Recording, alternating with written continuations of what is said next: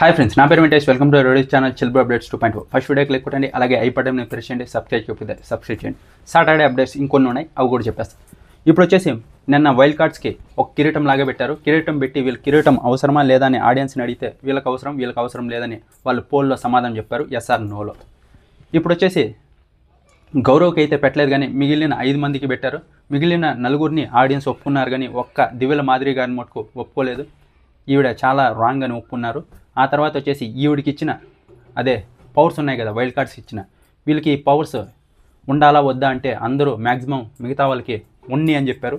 ఒక్క దివ్యల మాదిరి గారికే ఈ పవర్ ఆమె దగ్గర వద్దు అని చెప్పారు, ఏదైతే ఎలిమినేషన్ స్టాప్ చేయొచ్చు. అది ఈ ఎపిసోడ్లో నాకు సార్ తీయేసాడంట. 99% ఈ ఎపిసోడ్లోనే నాకు సార్ తీయేసాడంట ఆ పవర్. ఇది కనుక జరిగితే నేను చాలా హ్యాపీ. లేకుంటే ఇంకొక వారం ఎక్స్టెండ్ అవ్వచ్చు. ఆ తర్వాత ఇంకోటి కూడా జరిగింది. ఈ ఎపిసోడ్లో దగ్గర ఆవిడకి కోటింగ్ పడుతూనే ఉంది. మాస్క్ మ్యాన్కి ఎలాగైతే కోటింగ్ పడిందో ఫుల్ డల్ అయ్యాడు, అలా ఈమెకు కూడా ఫుల్ కోటింగ్ ప్రతిసారి సొంత దొరికినప్పుడు అంతా నాకు సార్ కోటింగ్ ఇస్తూనే ఉన్నాడంట. ఆవిడ ఫుల్ ఏడ్చేసి నేను హౌస్లోంచి వెళ్ళిపోతాను సార్, నాకు బయట చాలా పనులు ఉన్నాయి ఏదేదో చెప్పిందంట.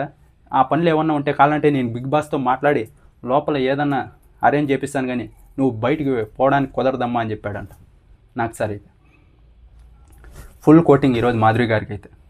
ఇంకా ఆ తర్వాత డీమన్ అలాగే రీతుకు కూడా నాకు సార్ సజెషన్స్ ఇచ్చారు, సుమారు కోటింగ్ ఇచ్చారు, బయటికి ఇలా వెళ్తుంది.